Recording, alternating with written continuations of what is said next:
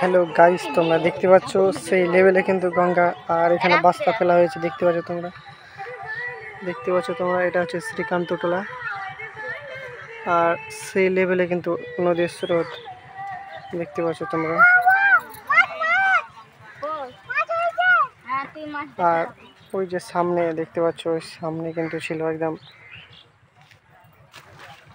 অনেকটাই কিন্তু পড়ছে। আবার আর ওই জায়গাটা দেখতে পাচ্ছ তোমরা। আর এইদিকে পুরো গ্রাম আছে।